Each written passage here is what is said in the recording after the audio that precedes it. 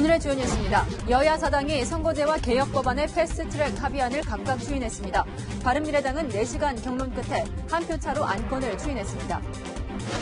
바른미래당은 패스트트랙 합의안을 추인했지만 극심한 내홍을 겪고 있습니다. 이현주 의원은 의회에 폭거라며 탈당했고 반대표를 던진 의원들도 강하게 반발하고 있습니다. 자유한국당은 오늘부터 철야 농성을 시작했습니다. 스페인 북한 대사관을 습격한 자유조선 회원 중 가장 먼저 붙잡힌 크리스토퍼 안의 실체가 확인됐습니다. 미국 해병대 출신으로 이라크 주둔 경력도 있었습니다. 김한솔과 찍은 사진도 공개됐습니다. 경기도 연천 비무장지대 안쪽에서 발생한 산불이 이틀째 이어지고 있습니다. 군사 지역이라 헬기 이동만 가능해 진화에 어려움을 겪고 있습니다. 서울 한강공원에서 문을 꽁꽁 닫은 이른바 밀실 텐트와 야간 텐트에 대한 단속이 본격 시작됐습니다. 지나친 간섭이라는 주장과 과도한 애정 행각을 막을 필요가 있다는 주장이 맞서고 있습니다. 삼성전자가 갤럭시 폴드의 결함을 인정하고 출시를 연기하기로 했습니다.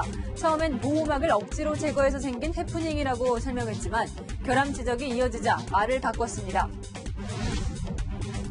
미국이 이란산 원유 수출기를 원천 공세하겠다고 공식 발표했습니다. 이란 군부는 세계 원유 공급의 주요 길목인 호르무즈 해협을 봉쇄하겠다고 맞섰습니다. 국제유가는 3% 급등했습니다. 여러분 안녕하십니까? 자유한국당을 제외한 여야 4당이 오늘 오전 동시에 의원총회를 열었습니다. 그리고 선거구제 개편 등을 신속하게 처리하기로 한 4당의 어제 합의를 소속 의원들에게 추인받았습니다. 이른바 패스트트랙에 올려서 선거구제 개편 그리고 고위공직자 비리수사처 신설을 위한 법정비에 나서겠다는 겁니다. 자유한국당은 배제됐는데 오늘 거세게 반발했습니다. 또 바른미래당에선 내부 갈등이 폭발했습니다. 첫 소식 김철중 기자입니다. 정치권이 패스트트랙을 두고 강대강 대치에 돌입했습니다. 패스트트랙 안건으로 지정되면 심의나 표결을 하지 않더라도 일정 기간이 지나면 자동으로 상임위를 거쳐 본회의까지 상정됩니다. 다수를 확보한 세력에게 유리한 절차입니다. 자유한국당을 제외한 여야 4당은 선거제도 개편과 고위공직자 비리수사처 신설, 검경 수사권 조정과 관련된 법안을 이 패스트트랙으로 처리하기로 합의하고 소속 의원들로부터 추인까지 받았습니다. 제안 설명에 따라서 모든 의원님들이 거의 만장일치로 추인을 했습니다. 시대적 대의인 선거제 개혁을 위해 패스트트랙에 찬성한다. 무엇보다 정치개혁의 진정한 첫 발을 뗄 수 있게 됐다는 점에서 의미가 크다고 봅니다. 하지만 바른미래당은 4시간가량 경론 끝에 한 표 차로 간신히 추인했습니다. 최종적으로 합의안을 추인하는 것으로 결론이 났다는 말씀을 드리겠습니다. 하지만 본회의 처리까지는 걸림돌이 많습니다. 당장 패스트트랙 지정 권한이 있는 사법개혁 특위에서 바른미래당 권은희, 오신환 의원이 지정에 부정적입니다. 추경 예산과 민생법안 처리를 앞둔 상황에서 제1야당인 한국당의 거센 반발도 부담입니다. 청와대가 막힌 정국을 뚫기 위해 문재인 대통령과 5당 대표의 영수회담을 검토하고 있지만 대치 국면은 계속될 전망입니다. 채널A 뉴스 김철중입니다. 네, 12대 11이었습니다. 한 표 차이로 패스트트랙을 추인한 바른미래당은 오늘 둘로 쪼개졌습니다. 특히 소속 의원들의 생각이 너무 달라서 어떻게 추인할지를 두고 3번이나 투표를 반복했습니다. 보도에 이민찬 기자입니다. 의총 시작부터 신경전이 벌어진 바른미래당. 오늘 회의는 비공개로 진행을 하도록 하겠습니다. 이게 무슨 민주적인 정당이라고 할 수가 있겠습니까? 비공개 의총에서는 패스트트랙 수용 여부를 참석 의원 과반으로 정할지 3분의 2로 정할지를 두고 경론이 벌어졌습니다. 표결 끝에 과반 찬성이면 추인하기로 했고 의총 참석자 23명 중 12명이 찬성해 가까스로 추인됐습니다. 반대표를 던진 바른정당 출신 의원들은 의회주의 폭거라며 김관영 원내대표의 사퇴를 촉구했고 김관영 원내대표가 바른미래당의 원내대표라고 생각하지 않습니다.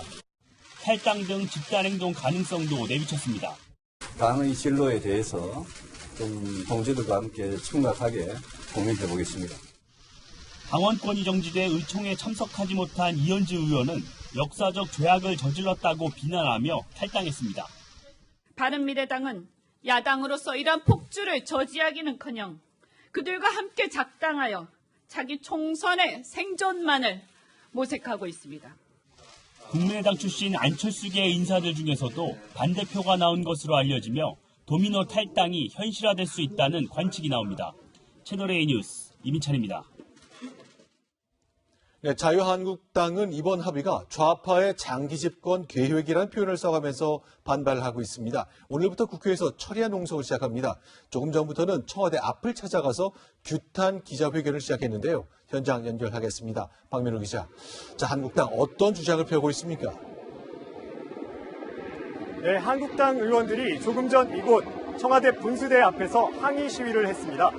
패스트트랙 추진을 의회 민주주의 파괴 선언이라며 비판했는데요. 한국당은 앞서 두 차례 의원총회를 열고 총력 투쟁을 예고했습니다. 선거법, 공수처법 낮추기 즉각 중단하라! 어렵사리 정착시킨 의회민주주의 질서가 붕괴됩니다. 저들은 좌파 장기 집권 플랜을 드디어 시작했습니다. 선거제도 개편과 공수처법을 담당하는 정치개혁특위, 사법개혁특위 한국당 간사들도 뒤통수를 맞았다고 비난했습니다. 제1야당을 향해서 오로지 뒤통수만 치는 뒤통수 민주당, 뒤통수 문재인 정권입니다. 이유는 주먹으로 싸우는 싸움판에 칼로 뒤에서 찌르는 것입니다. 황교안 대표는 목숨을 걸고 자유민주주의를 지키겠다고 목소리를 높였습니다. 거리로 나서야 한다면 거리로 나갈 것이고 청와대 앞에 천막을 치고 농성을 해야 한다면 그렇게 할 것입니다. 청와대 앞 규탄 집회를 끝내고 한국당 의원들은 다시 국회로 돌아가 철야 농성을 시작합니다. 25일 패스트트랙 절차가 시작될 경우 광화문에서 천막 농성을 하는 방안도 검토하고 있습니다. 지금까지 청와대 앞에서 채널A 뉴스 박민우입니다. 네, 관련된 이야기 정치부 이남희 차장과 이어가겠습니다. 어서 오십시오. 자, 내년 4월 총선입니다. 1년도 안 남았는데 이렇게 바뀌는 선거구 제도 내년 총선에 적용될 수 있는 겁니까? 쉽게 말씀드리면 불가능한 것은 아닙니다. 하지만 총선을 준비하는 기간이 상당히 짧아져 부실공천, 부실선거가 될 수 있습니다. 계산을 한번 해보겠는데요. 네. 신속 처리안건, 즉 패스트트랙으로 지정이 되는 날부터 본회의 표결까지는 최장 330일이 걸립니다. 여야 사당은 모레죠. 오는 25일 정개특위와 사개특위에서 패스트트랙 지정을 할 예정입니다. 내년 3월 19일이요. 보시는 것처럼 네. 330일이 되는 날인데 이날 이후 본회의에서 과반이 찬성을 하면 선거제도 개편안이 확정이 됩니다. 후보 등록은요, 3월 26일부터 해야 되기 때문에 결국 각 정당이요, 일주일 내에 선거구 획정을 하고 공천까지 맞춰야 된다는 계산이 나옵니다. 그러니까 내년 3월을 이제 가져와서 쭉 시간표를 좀 보여주셨는데 네. 저렇게 짧은 시간에 공천하고 선거 치르고 이게 가능한 겁니까? 안 될 거는 없습니다. 네. 하지만요, 다만 새로 획정된 지역을 대표할 또 지역 민심을 제대로 반영할 사람을 공천하는 데는 턱없이 부족한 시간인 것만은 분명합니다. 네, 부실 공천 가능성 그래서 있다는 건데요. 하지만 이전 총선에서도 선거를 40여일 앞두고 선거구가 획정된 적이 많습니다. 18대, 19대, 20대 모두요. 네. 그렇다면 어쨌건 현역 국회의원들이 표결을 해야 될 텐데 자기들 선거구에 많이 영향을 받을 것 같아요. 현재 의원들은 이 사안을 어떻게 생각하고 있습니까? 네. 일단 여야 사당이 합의한 것이 지역구 의석을 현재 253석에서 225석으로 줄이고 그만큼 비례대표를 늘리는 겁니다. 없어지게 될 28개 지역구 현역 의원들이 말씀하신 것처럼 네. 반발이 불보듯 뻔합니다. 민주당 고위 관계자 이렇게 전망을 했습니다. 현재 합의한 선거제도 그대로 가기가 쉽지가 않다. 결국 자유한국당과 또 없어지게 될 일부 지역구 의원들의 반발 등으로 선거제 개편안은 수정을 거듭할 것으로 보입니다. 알겠습니다. 여기까지 듣겠습니다. 정치부의 이남희 차장이었습니다. 스페인 주재 북한 대사관을 습격하고 김한솔을 보호하고 있다고 밝힌 자유조선. 이곳에 속한 크리스토퍼 안을 미국이 체포해 재판에 넘겼는데요. 크리스토퍼 안이 누군지 집중 추적해봤습니다. 미 해병대 복무 경력이 있었고 김한솔과 함께 찍은 사진까지 나왔습니다. 미국에서 황규락 특파원이 취재했습니다. 9.11 테러 10주기를 맞아 자유에 대해 힘주어 말하는 한국계 대학생 청년. We will not yield to threats. We will not stand down to fear.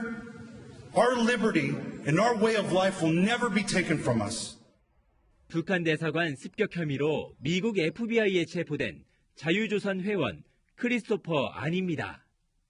그의 SNS에는 9.11 테러 전후로 미국 해병대에서 복무했던 모습이 올라와 있고 2005년에는 미군이 점령했던 이라크에 파병을 가기도 했습니다.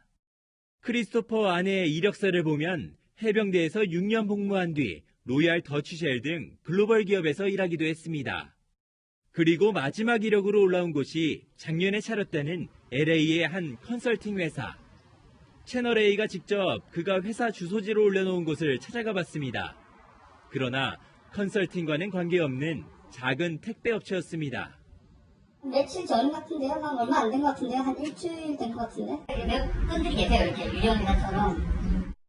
이력서에 IT 기업을 운영했다고 되어 있는 2017년에는 그가 김한솔 가족 구출에 적극 뛰어들었던 것으로 알려졌습니다. 크리스토퍼는 한국 시간으로 내일 오전 6시 이곳 연방법원에 출석할 예정입니다. 북한 대사관 습격 사건과 관련해 그가 어떤 혐의를 받고 있는지도 공개될 것이란 관측이 나옵니다. 미국 로스앤젤레스에서 채널A 뉴스 황규락입니다. 네, 그렇다면 자유조선 리더인 에이드리언 홍은 어디에 있을까요?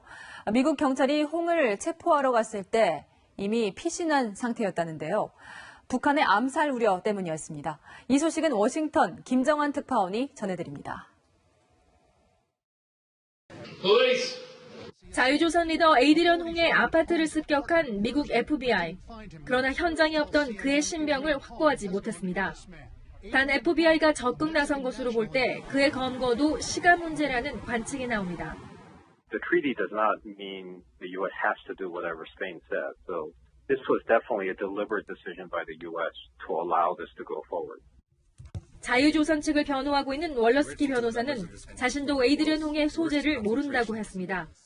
그러나 북한이 홍과 다른 이들을 겨냥해 암살단을 보냈을 것으로 믿을 만한 근거가 있다며 홍이 모처에 숨어 있다고 말했습니다. 미국 법무부는 내일 심리에서 지난주 체포된 자유조선 멤버 크리스토퍼 안에 대한 재판 절차를 공개 진행토록 요청할 것이라고 했습니다.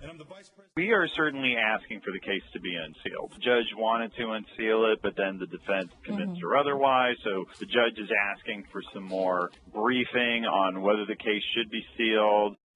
엄연한 불법적 행위였다. 이 반북단체의 정치적 시위였다. 논란이 분분한 가운데 내일 연방정부가 크리스토퍼 안 사건 공개 여부에 대해 어떤 결정을 내리느냐도 주요한 전환점이 될 것으로 보입니다. 워싱턴에서 채널A 뉴스 김정환입니다. 김정은 위원장은 러시아 푸틴 대통령을 만나기 위해 오늘 평양을 출발했습니다. 단계적 비핵화와 경제 협력도 논의할 것으로 보이는데 성과를 거두기는 어려울 전망입니다. 블라디보스토크에서 이은우 기자입니다. 북한이 김정은 국무위원장의 러시아 방문을 공식 발표했습니다. 최고領導자 김정은 동측에서 곧 러시아 연방을 방문하시게 됩니다. 김 위원장은 오늘 평양을 출발해 접경 지역인 나진에서 하룻밤을 묵습니다. 내일 점심 무렵 국경을 넘은 뒤 오후 늦게 블라디보스토크에 도착할 것으로 알려졌습니다. 김 위원장 경호팀을 비롯한 선발대도 오늘 고려항공 임시편으로 들어와 사전 준비에 들어갔습니다. 오늘 정상회담 준비 때문에 오신 건가요? 친구 만나러 갔었죠. 김정은 위원장은 푸틴 대통령과 내일 만찬을 하고 모레에는 정상회담을 합니다. 북한의 단계적 비핵화와 경제 협력 방안이 논의될 것으로 보이는데 미국을 비롯한 국제사회의 압박으로 성과는 제한적일 것이란 전망이 나옵니다. 정상회담 이후에도 하루 더 머물며 현지 시찰에 나섭니다. 17년 전 아버지 김정일 위원장이 다녀간 곳을 둘러볼 가능성이 큽니다. 2002년 김정일 국방위원장은 태평양 함대가 있는 항구를 비롯해 쇼핑센터 이그나트를 방문했습니다. 100년 역사를 자랑하는 빵 공장 블야드 흘리앱을 찾기도 했습니다. 지금도 쇼핑몰에는 김정일이 선물한 꽃병이 전시돼 있고 빵 공장에도 그 흔적이 남아 있습니다. И попробовал хлеб угольный, поблагодарил меня за то, что я провела делегацию, все им рассказала, показала и пожал мне руку.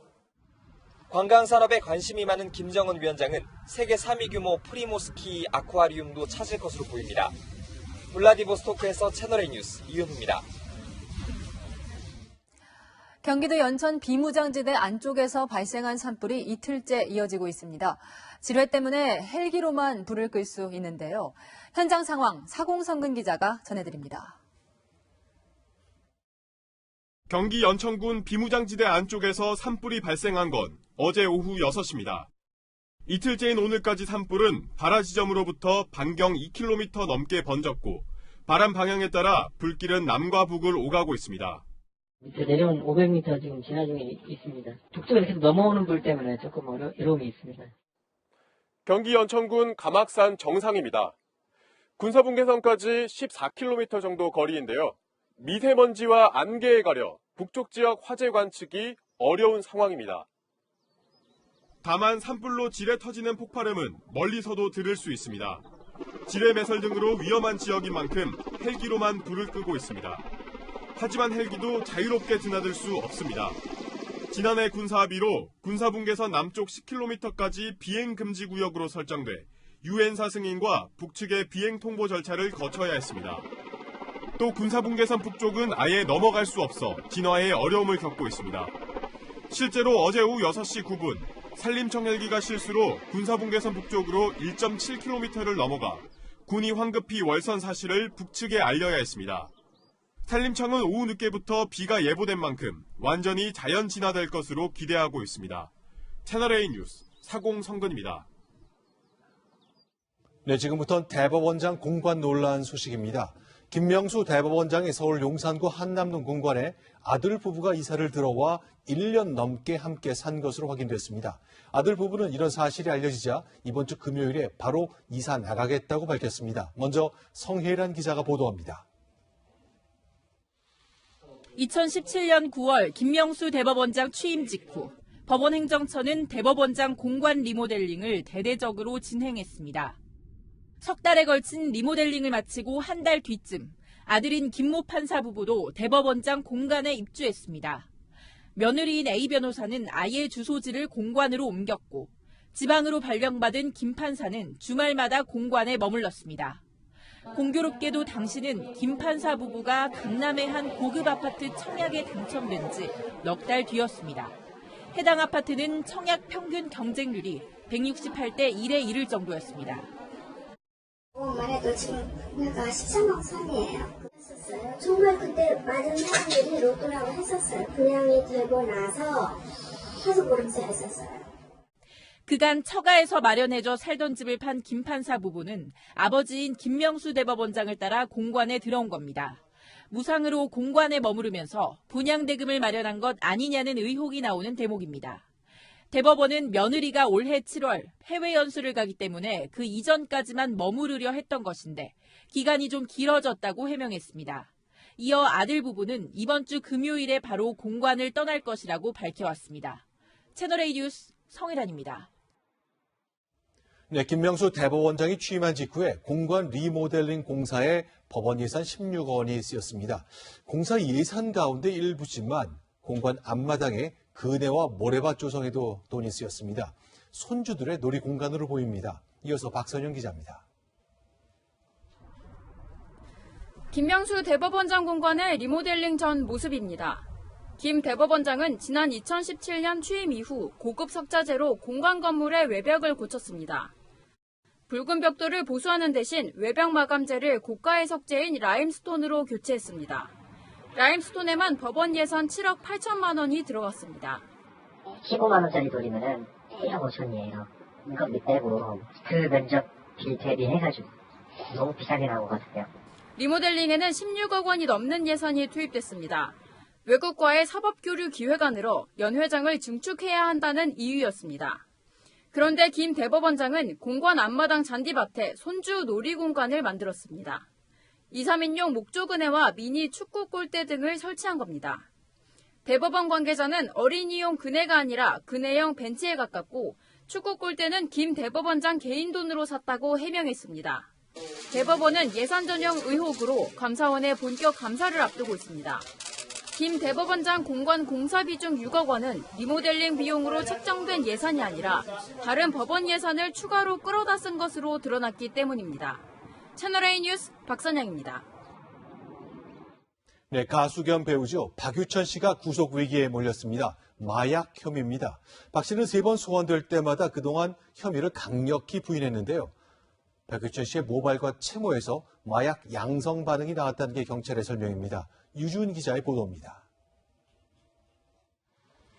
남양그룹 창업주의 외손녀 황하나 씨와 함께 마약 투약 혐의를 받는 박유천 씨.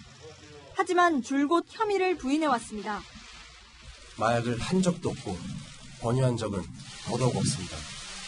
있는 그대로 성실하게 조사 잘 받고 그러고 나오겠습니다. 경찰이 박 씨가 마약을 구매하고 황하나 씨와 마약을 투약한 정황이 담긴 영상을 확보했지만 그의 입장에는 변화가 없었습니다. 여전히 혐의 부인하시는 건가요? 돈은 어디다 입금하셨죠? CCTV에 잡힌 영상에 대해 어떻게 해명하셨습니까? 황하나 씨가 시켜서 한 거라는 거고요. 마약 구매만 투약은 안 하셨다는 입장인가요? 하지만 경찰은 황 씨의 진술과 그동안 확보한 증거들을 바탕으로 박 씨에 대한 사전 구속영장을 신청했습니다. 또 증거가 충분하다고 판단해 두 사람의 대질 조사 계획도 취소했습니다. 일각에선 오늘 나온 박 씨 모발과 채모에 대한 국가수의 마약 정밀 검사 결과가 영장 신청에 영향을 준 것 아니냐는 분석이 나옵니다. 채널A 뉴스 유주은입니다. 네, 경찰은 가수 승리가 4년 전 크리스마스 때 일본인 투자자 등에게 성매매를 알선한 혐의를 수사하고 있죠. 당시 승리가 고급 주점을 아예 통째로 빌려서 300명을 초대한 파티를 열었던 정황이 확인됐습니다. 여현규 기자의 단독 보도입니다. 서울 강남구 청담동에 있는 고급 주점입니다. 가수 승리는 2015년 크리스마스 때 이곳에서 파티를 열었습니다. 주점을 통째로 빌리고 300여 명을 초대한 자리였습니다. 그때 보면 사람들 불러가지고 파티에서 대관한 거지 걔네들이 여기 돈 줄 거 주고. 당시 승리는 일본인 투자자들과 인근의 이름난 고깃집에서 1차로 식사를 한 뒤 이 주점으로 자리를 옮겨 파티를 이어갔습니다. 경찰은 당시 크리스마스 파티 때 성매매 알선이 있었을 것으로 보고 참석자들을 일일이 조사하고 있습니다. 승리 측은 당시 유흥업소 종업원은 없었고 성매매가 이뤄질 자리가 아니었다고 반박했습니다. 경찰은 조만간 승리를 다시 불러 성매매 알선 혐의를 조사한 뒤 구속영장 신청 여부를 결정할 계획입니다. 이와 함께 이른바 정준영 단톡방 멤버 5명의 성폭행 혐의 수사도 속도를 내고 있습니다. 지난 2016년 대구에서 이들에게 집단 성폭행을 당했다는 여성은 오늘 고소장을 접수했습니다. 경찰은 고소인 여성을 조사한 뒤 정준영 등을 차례로 소환해 조사할 계획입니다. 채널A 뉴스 여현규입니다. 네, 장자연 리스트 사건의 유일한 증언자로 알려진 윤지호 씨가 고소를 당했습니다. 고소를 한 사람은 윤지호 씨가 쓴 책을 도왔던 작가죠. 김수미 씨인데요. 이 장자연 사건을 둘러싼 진실공강, 지금 점입 가경입니다. 정다은 기자입니다. 윤지호 씨는 고 장자연 씨의 억울한 죽음을 이용하고 있습니다. 당신들 인생이나 똑바로 살고 본인들 해명 먼저 하세요. 배우 윤지호 씨의 지인 김수민 작가는 윤 씨가 거짓말을 했다고 주장해왔습니다. 윤 씨가 이른바 장자연 리스트를 본 적이 없고 장자연 씨와의 친분도 없다는 겁니다. 이에 대해 윤 씨는 소설을 쓰고 있다고 반박하기도 했습니다. 김 씨는 오늘 변호인을 통해 윤 씨를 명예훼손 등의 혐의로 경찰에 고소했습니다. 윤 씨의 증언의 신빙성을 두고 인터넷 공간에서 시작된 진실공방이 경찰 수사로 이어지게 된 겁니다. 윤 씨가 지난달 신변의 위협을 느껴 비상호출 장치를 눌렀는데도 경찰이 9시간 넘게 출동하지 않았다는 주장은 사실과 다르다고 경찰은 발표했습니다. 경찰 관계자는 윤 씨의 임시 숙소를 감식한 결과 신변 위협 정황이 파악되지 않았다고 설명했습니다. 또 비상호출 장치가 작동하지 않은 것은 윤 씨의 조작 미숙 때문이라고 밝혔습니다. 채널A 뉴스 정다은입니다. 야외에서 텐트 치고 놀기 좋은 날씨인데요. 서울 한강공원에서 문을 꽁꽁 닫은 밀실 텐트를 치면 과태료 부과 대상이 됩니다. 저녁 7시 이후에는 아예 텐트를 접어야 하는데요. 연인들의 과도한 애정 행각 때문이라는데 시민들의 생각은 어떨까요? 이지훈 기자입니다. 시원한 강바람을 찾아 한강공원에 나온 시민들. 초여름 햇볕을 막기 위해 너도 나도 텐트를 펼쳤습니다. 그런데 수시로 안내방송이 나오고 2년 이상 개방하여야 하나 위반 시 즉시 과태료가 부과됩니다. 대낮에도 야광봉을 든 단속반원들이 순찰까지 합니다. 이제 한강공원에서 텐트를 치면 이렇게 내부가 보이도록 반드시 두 면을 열어둬야 합니다. 이를 어기면 100만 원의 과태료가 부과됩니다. 지나친 애정행각을 벌이는 사람들이 있다는 민원 때문에 생긴 규정인데 시민들의 반응은 엇갈립니다. 열어놓는 게 괜찮은 것 같아요. 저희가 애기랑 나왔는데 가끔 이렇게 애정행각하고 이런 거 보면 약간 애기 교육상 좀 안 좋고 하니까. 옷을 갈아입는다던가 개인의 프라이버시가 필요한 순간이 있는데 벌금 100만 원씩 내는 거는 너무 개인의 자유를 침해하는 것 같다고 생각합니다. 텐트를 칠 수 있는 구역도 11곳으로 제한되고 그나마도 오후 7시가 되면 접어야 합니다. 야경이 너무 예뻐가지고 많이 아쉽고 이유를 잘 모르겠어요. 돗자리는 되고 텐트가 안 된다는 게 좀... 서울시는 매년 7천만 명이 찾는 한강공원에 쾌적한 환경을 위해 불가피한 조치라며 당분간 과태료 부과보다는 시민 계도에 주력하겠다고 밝혔습니다. 채널A 뉴스 이지훈입니다. 쌍둥이 딸에게 시험 문제를 유출한 혐의로 재판에 넘겨진 서울 숙명여고 전 교무부장 사건 기억하십니까? 오늘 재판이 열렸습니다. 쌍둥이 딸들도 증인으로 나왔는데요. 증언석에서 무슨 말을 했는지 김철웅 기자가 전해드립니다. 쌍둥이 딸에게 시험 문제를 알려준 혐의로 구속돼 재판에 넘겨진 숙명여고 전 교무부장 현모 씨. 법정에서 나중에 말씀드리겠습니다.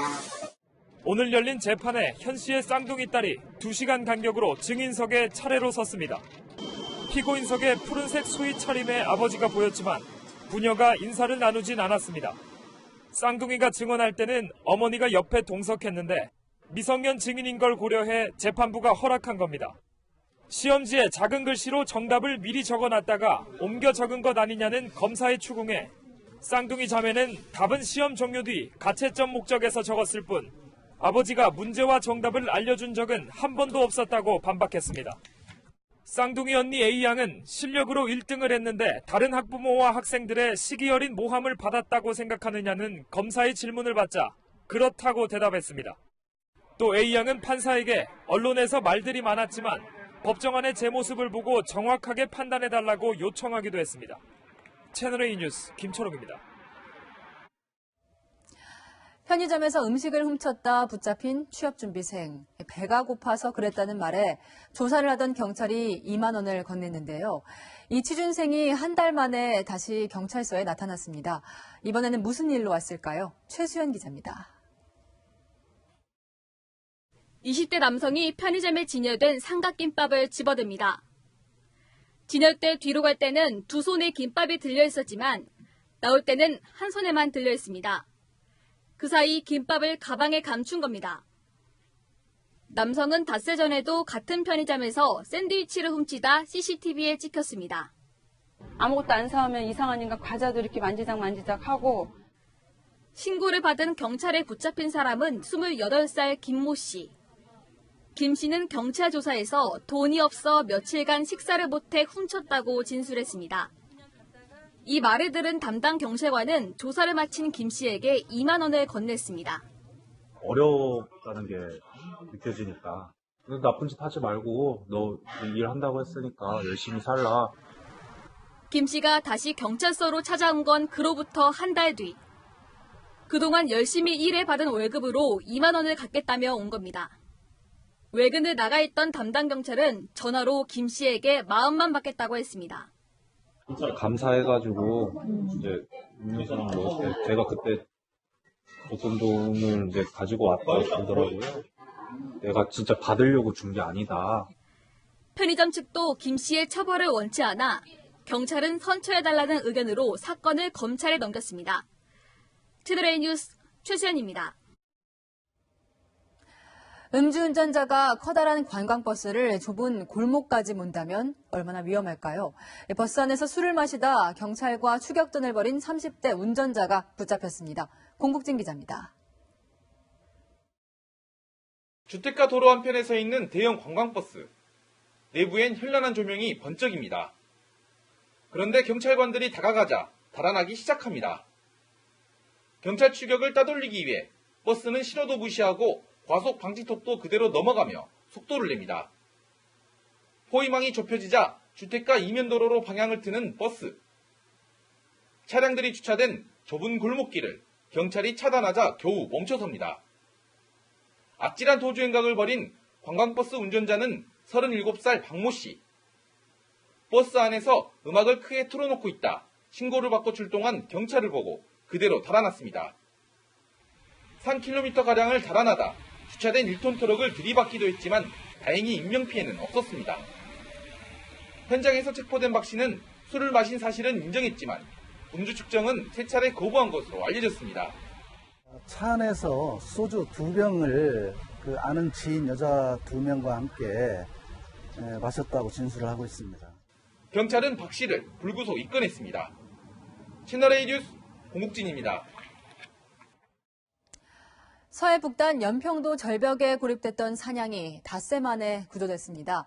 가슴 쓸어내렸던 구조 과정을 안보겸 기자가 보여드립니다. 가파른 절벽 틈새에 서 있는 사냥 한 마리. 가까스로 4발을 딛고는 있지만 엉거주춤합니다. 엉덩이를 들이밀지도 못할 만큼 좁은 틈새에 고립된 겁니다. 사흘 전 고기잡이 나설 때 본 사냥이 어쩐지 그대로라는 신고에 소방대원들이 구조에 나섰습니다. 구조 첫날, 사다리를 놓고 밧줄도 내려봤지만 구조 실패. 이튿날은 짙은 안개에 구조 포기. 이윽고 고립 닷새째인 그제 빼든 구조카드는 물대포를 쏴서 안전망에 안착시키기입니다.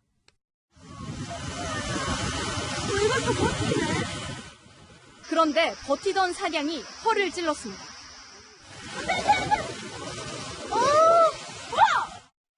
탄식이 환호로 바뀌는 순간.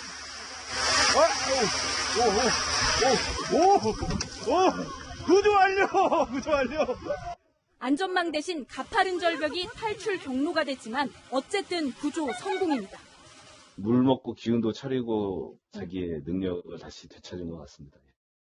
구조된 사냥은 섬주민이 들여온 외래 가축용 사냥으로 천연 기념물은 아닌 것으로 확인됐습니다. 채널A 뉴스 안보겸입니다. 경남 진주의 방화살인 사건으로 숨진 희생자들을 위한 합동 연결식이 열렸습니다. 사건 발생 일주일 만인데요. 황망한 죽음 앞에 가족들은 오열했습니다. 배영진 기자입니다. 사랑하는 가족을 떠나보내야 할 시간. 마지막 인사를 나누는 순간 참았던 눈물이 쏟아집니다. 환하게 웃고 있는 영정 속 사진은 가족들을 더 슬프게 합니다. 안인득으로부터 12살 금모행을 지키려다 흉기에 찔린 어머니도 환자복 차림으로 참석했습니다. 자신 역시 중상을 입어 치료 중이지만 딸을 구하지 못했다는 미안함에 고개를 들지 못합니다. 희생자들의 관이 운구차에 실리자 유족들은 이름을 부르며 오열합니다. 화장장으로 향하기 전 마지막 등굣길. 교문에서 기다리던 학생들은 얼마 전만 해도 운동장에서 함께 놀던 친구를 눈물로 배웅합니다. 오늘 발인을 끝으로 희생자 5명을 모두 영면에 들었습니다. 사건이 일어난 지 7일 만입니다. 희생자 유족들은 경상남도와 진주시 등 관계기관 5곳이 마련한 최종 합의문을 수용했습니다. 희생자들과 부상자들의 치료비와 생계 지원을 위한 성금 모금을 추진하는 내용 등이 담겼습니다.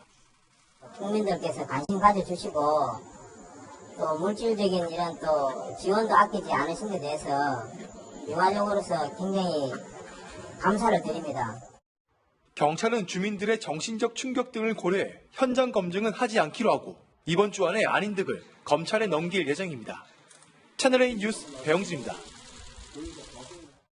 네, 이번 진주 사건을 계기로 정신질환자를 제대로 관리해야 한다는 목소리가 높아지고 있습니다. 국회에서는 정신질환자를 경찰이 강제 입원시킬 수 있도록 하는 법안까지 발의됐는데요.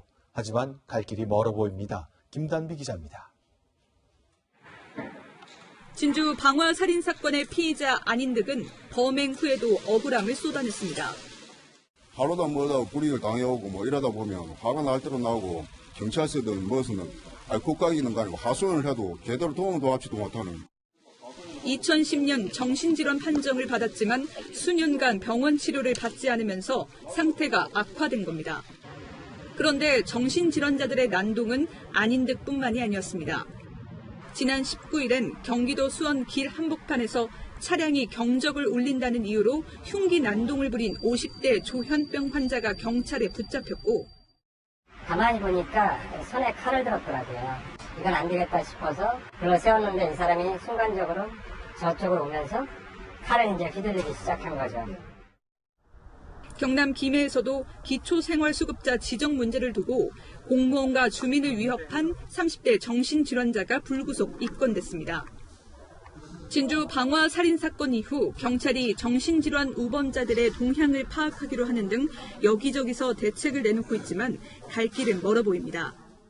치료가 끊긴 중증 정신질환자 중 지역 정신건강복지센터에 등록돼 관리를 받는 경우는 전체의 19%에 불과합니다. 퇴원을 할 때 지역에 있는 정신건강복지센터로 통보를 하도록 되어 있지만 본인이 동의하지 않으면 통보를 할 수 없는 걸로 되어 있습니다. 보다 실효성 있는 대책을 마련해야 한다는 지적이 나옵니다. 채널A 뉴스 김단비입니다.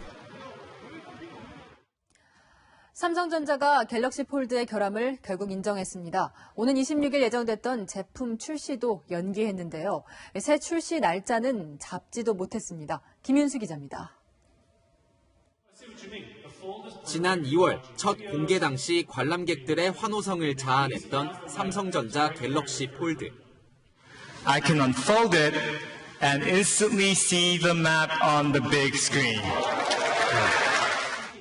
시장에 관심이 집중됐지만 최근 제품 결함이 잇따라 발견되면서 결국 출시가 연기됐습니다. 오는 26일로 예정된 미국 출시는 물론 5월 초 유럽 15개국과 5월 중순 우리나라 출시 일정도 모두 연기됐습니다. 삼성전자는 오늘 새벽 1시 홈페이지에 올린 공지를 통해 갤럭시 폴드 리뷰 과정에서 드러난 문제를 점검하고 내부 테스트를 추가로 진행하기 위해 갤럭시 폴드의 출시를 연기하기로 결정했다고 밝혔습니다. 제품 결함을 인정한 겁니다. 문제는 이 결함이 갤럭시 폴드의 핵심인 접히는 부분과 화면에서 나타났다는 점입니다. 삼성전자는 새 출시 일자는 잡지도 못하고 수주일 내로 다시 공지하겠다고만 밝혔습니다. 제품 결함 해결 여부에 따라 출시 시기가 상당히 늦춰질 수도 있다는 우려가 나오고 있습니다. 채널A 뉴스 김윤수입니다. 삼성전자는 20만 번 이상 테스트를 거쳤다며 갤럭시 폴드의 완성도에 자신감을 보였습니다. 그런데 외국 기자들의 날카로운 지적에 결국 백기를 든 건데요. 제품 출시를 무리하게 서두르다 이미지 타격을 자초했다는 분석도 나옵니다. 김지환 기자입니다. 미국 기자들에게 나눠주자마자 결함 논란에 휩싸인 갤럭시 폴드. But about 48 hours after removing that plastic sheet, the phone was completely dead. 하지만 삼성은 디스플레이 부품인 보호막을 억지로 제거해서 생긴 해프닝이라며 출시 일정엔 변함없다고 밝혔습니다. 하지만 논란은 이어졌습니다. 갤럭시 폴드를 폈을 때 한쪽 화면이 꺼지거나 깜빡거렸고 스크린에 줄이 가기도 했는데요. 심지어 접는 부분에 이물질이 들어가서 화면이 툭 튀어나오는 현상까지 발견됐습니다. 접는 기술, 이 폴더블 폰의 핵심이죠. 그동안 삼성은 20만 번 이상 접었다 펴는 테스트를 이렇게 거쳤다면서 자신감을 보였는데요. 하지만 기자들은 불과 이틀 만에 문제점을 찾아낸 겁니다. 외신의 혹평도 이어졌습니다. 그 누구에게도 갤럭시 폴드를 추천하지 않겠다거나 완제품이 아닌 콘셉트 기기 같다는 지적까지 나왔습니다. 월스트리트 저널은 굳이 뭔가를 접고 싶다면 종이나 옷, 의자를 접으라면서 이렇게 조롱 영상까지 올리기도 했는데요. 문제 제기가 쏟아지자 삼성도 결국 백기를 든 겁니다. 설익은 제품을 서둘러 출시했다는 비판을 피하기 어려워 보입니다. 고동진 삼성전자 스마트폰 부문 사장은 지난 2월 갤럭시 폴드를 소개하면서 미국 출시 일자를 4월 26일로 못 박았기 때문입니다. 삼성전자는 일단 제품 출시를 연기했지만 혹여나 갤럭시 노트 7 발화 사건의 악몽이 되살아나는 것은 아닌지 노심초사하고 있습니다. 채널A 뉴스 김지환입니다. 네, 집값 상승을 주도했던 서울 강남권의 새 아파트가 분양됩니다. 그런데 최소한 현금 9억 원이 있어야 집을 살 수 있다는군요. 대출이 막혀 그렇습니다. 홍윤아 기자가 보도합니다. 서울 송파구에 들어설 아파트의 견본 주택입니다. 평일인데도 방문객들로 붐빕니다. 3일 동안에 약 3만 명이 다녀가셨고요. 향후에 시세 차이가 놀 수 있어서 아무래도 큰 관심이 많은 것으로. 강남권 신규 아파트 물량이 자주 나오지 않아 주택 수요자의 관심이 큽니다. 강남 3구라고 불리는 강남구와 서초구 송파구에 올해 2분기 4,100여 가구가 분양됩니다. 지난해 같은 기간과 비교하면 20배 정도 많습니다. 하지만 강남권은 소형 아파트 분양가도 대부분 9억 원이 넘습니다. 9.13 대책 이후 고가 아파트에 대한 중도금 대출이 안 돼 실수요자마저 계약을 포기하기도 합니다. 미분양을 우려해 순위와 상관없이 신청을 받아 추첨으로 당첨자를 선정하는 무순위 청약을 1순위 청약 전에 실시하기도 합니다. 9억 원 넘는 현금을 동원할 여력이 있는 자산가들은 이 기회를 호시탐탐 노리고 있습니다. 돈이 있는 사람만 부담받을 수 있는 서민들이나 무주택자가 강남에 진입하거나 강남에 주택을 사는 데는 더더욱 어려워진 환경으로. 현금 부자들이 강남 아파트 분양 시장을 주워 담을 것이란 우려의 목소리가 나옵니다. 채널A 뉴스 홍민아입니다. 네, 트럼프 대통령이 이란의 원유 수출길을 막아버렸죠. 4년 전에 이란과 적당한 선에서 체결했던 비핵화 절충을 백지화시키더니 이제 돈줄 차단에 나선 겁니다. 이란은 반발했습니다. 원유 공급의 대동맹인 이곳 호르무즈 해협을 봉쇄하겠다고 맞섰습니다. 황아람 기자가 보도합니다. 예고한 대로 미국은 다음 달부터 이란의 원유 수출을 전면 봉쇄하겠다고 발표했습니다. Today I'm announcing that we will no longer grant any exemptions. We will continue to enforce sanctions and monitor compliance. 이란은 곧바로 반발했습니다. 미국의 제재가 불법이라면서 호르무즈 해협을 봉쇄하겠다고 으름장을 놨습니다. 호르무즈 해협은 사우디와 쿠웨이트 등 중동의 주요 산유국들이 원유를 수출하는 길목으로 세계 원유 물동량의 3분의 1을 차지합니다. 이란은 미국과의 긴장이 고조될 때마다 같은 위협을 했지만 지금까지 실행에 옮긴 적은 없습니다. این تصور یک تصور نادرست و نابخردانه است. 위기감이 고조되면서 국제 유가는 급등했습니다. 6개월 만에 최고치로 치솟았습니다. 만일 호르무즈 해협 봉쇄가 현실화할 경우 원유 가격은 지금의 3배 이상 치솟을 것이란 전망이 나옵니다. 원가 부담에서 석유화학 제품을 안 쓰는 사람은 거의 없거든요. 호르무즈 해협이 봉쇄된다면 오일 쇼크가 오는 거죠. 미국은 이란 제재를 발표하며 사우디, 아랍에미리트와 함께 원유 공급을 늘리겠다고 했습니다. 이들의 증산 여부가 유가의 향방을 결정할 걸로 보입니다. 채널A 뉴스 황아람입니다. 잘 때 가장 아프다. 어제 구치소를 방문한 검사에게 박근혜 전 대통령이 전한 말입니다. 디스크 통증을 호소한 건데요. 검찰은 어떻게 받아들였을까요? 백승우 기자입니다. 검찰의 박근혜 전 대통령 건강상태 점검은 서울구치소 독방이 아닌 구치소 여직원 사무실에서 진행됐습니다. 30분 남짓 면담에서 검찰은 미리 준비한 문답지를 바탕으로 건강상태를 질문했습니다. 어디가 아픈지, 언제 통증이 있는지 등을 집중적으로 확인했습니다. 박 전 대통령은 잘 때 통증이 가장 심하다고 답한 것으로 전해졌습니다. 검찰은 구치소 의무과에서 박 전 대통령 진료 기록도 검토했습니다. 경추와 요추 디스크 증세가 전혀 호전되지 않았다는 박 전 대통령의 주장을 확인하기 위해서입니다. 구치소 내부에선 박 전 대통령의 형집행정지 신청이 부적절하다는 목소리가 나오고 있습니다.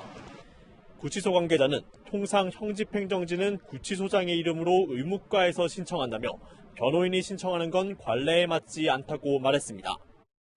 석방 자체보다 보수결집 등 정치적 목적이 더 큰 것 같다는 겁니다. 검찰 내부에서도 디스크로 형집행정지 결정을 하기는 어려울 것이라는 관측이 지배적입니다. 채널A 뉴스 백수입니다. 지난주 대만에서 규모 6.1의 지진이 발생한 데 이어 필리핀에서 어제와 오늘 두 차례 강진이 발생했습니다. 김윤정 기자가 보도합니다. 고층 빌딩 옥상에서 물이 폭포처럼 쏟아져 내립니다. 지진으로 건물이 흔들리자 옥상 수영장물이 넘쳐 흐른 겁니다. 리조트 수영장에서 놀던 아이들도 놀라 대피했고 쇼핑몰에 있던 사람들도 소리를 지르며 건물 밖으로 뛰쳐나갔습니다. 필리핀에서 규모 6 이상의 강진이 이틀 연속 발생했습니다. 어제 오후 필리핀 마닐라 인근에서 발생한 데 이어 오늘은 동부의 사마르 섬에서 어제보다 강한 지진이 감지됐습니다. 현재까지 확인된 사망자는 16명. 특히 4층짜리 슈퍼마켓 건물이 무너지면서 30명이 매몰돼 인명피해는 더 늘어날 수 있습니다. Of course, kailangan maingat din sa pag-clear ng debris dahil baka may mga survivors pa doon. 한국인 피해는 아직까지 없는 것으로 확인됐습니다. 다만 한국인이 자주 이용하는 클락 국제공항이 큰 피해를 입어 현재 비행편이 중단된 상태입니다. 공항 측은 이르면 내일, 늦어도 모레까진 공항을 재개할 방침이라고 밝혔습니다. 채널A 뉴스 김윤정입니다. 야구에 꽂힌 홈런이 올해는 가뭄입니다. 공인구의 반발력을 줄여서 타구가 눈에 띄게 덜 날아가기 때문인데요.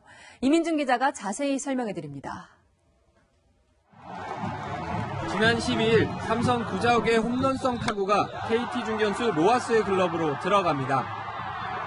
홈런을 확신하며 주먹을 불끈 쥐었던 구자욱은 공이 뻗지 않고 잡히자 망연자실해하며 덕아웃으로 들어갔습니다. 지난해 같으면 충분히 넘어갔을 타구가 잡힌 이유는 바로 바뀐 공인구 때문. 올 시즌 KBO는 공인구의 반발 개수를 0.01 정도 낮췄습니다. 홈런 인플레이션을 잡기 위한 조치였는데 그 효과가 바로 나타나고 있습니다. 지난해 경기당 2.44개였던 홈런이 이번 시즌 초반 1.6개로 34%나 떨어졌습니다. 반발력 감소로 타구 속도가 줄어들면서 타구의 비거리가 2.4m가량 짧아진 겁니다. 공인구의 반발력 감소는 타자들이 피부로 느끼고 있습니다. 올 시즌 같은 경우에는 타구들이 끝에서 약간 떨어진다라는 기분을 좀 받는 것 같아요. 그래서 타자들은 큰 스윙 대신 정확한 타격으로 방향을 틀고 있고 또 작년보다 신중하게 승부하면서 볼넷도 크게 늘었습니다. 야구의 꽃으로 불리지만 너무 많이 나와 지탄을 받았던 홈런. 공인구 변화가 프로야구 풍경을 바꾸고 있습니다. 채널A 뉴스 이민준입니다. 문재인 대통령의 대선 공약 이행을 촉구하는 경주 시민들이 오늘 청와대 앞에서 상경 집회를 열었습니다. 경주 시민 400여 명은 문 대통령이 원자력 연구기관 유치 등 경주 신재생 에너지타운 조성을 약속했지만 말뿐이었다고 주장했습니다. 정부가 최근 원전 해체 연구소를 경남과 분산하도록 한 계획도 철회해 경주에 배정하라고 촉구했습니다. 남해안에 머물던 비구름대가 빠른 속도로 북동진하면서 지금 전국 많은 지역에 봄비가 오고 있습니다. 앞으로 경남 해안 지역에는 최고 50mm, 충청과 남부 지역은 10에서 30, 서울 경기와 그 밖에 중북부 지역에는 5에서 10mm의 비가 더 오겠고요. 내일 오후에는 대부분 그치겠습니다. 비가 오는 지역에서는 가시거리가 짧은 곳이 많습니다. 조심 운전해 주시기 바랍니다. 비가 그친 뒤에도 내일은 전국이 내내 흐린 하늘을 보일 텐데요. 바람이 잘 통하면서 미세먼지 농도는 강원과 경상도 지역에서 좋음 단계, 서울 경기와 그 밖의 지역에서는 보통 수준을 유지하겠습니다. 내일 아침 기온은 서울과 대구가 16도 등으로 평년보다는 높게 출발하겠고요. 한낮에는 서울이 25도까지 오르고 광주가 20도, 대구가 22도로 남부 지역보다는 비가 적게 오는 중북부 지역이 상대적으로 더 포근하겠습니다. 목요일과 금요일 사이에는 또 전국에 비 소식이 있는데요. 중부 지역에는 이번 비보다 더 많은 양이 올 걸로 전망되고 있습니다. 날씨였습니다. 자네들은 선망의 대상이 아닌가? 그렇다면 책임 의식과 절제력이 필요하다. 이순재 씨가 물의를 일으킨 후배 연예인들에게 남긴 충고입니다.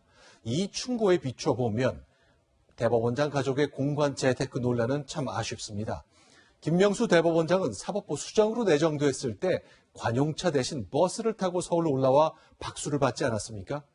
그때의 책임 의식과 절제력으로 돌아가야 합니다. 뉴스 마치겠습니다. 고맙습니다.